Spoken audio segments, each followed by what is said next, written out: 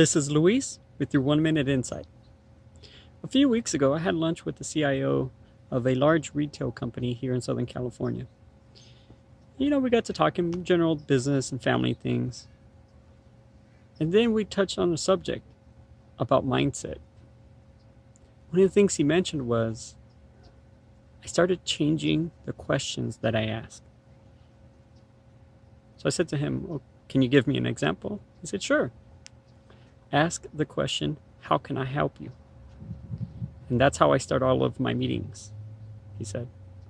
I thought, wow, that's pretty profound. As simple as it is, it's very profound. So that's our 1 Minute Insight. Let's see how you can use that question to help your clients, your partners, and everyone around you.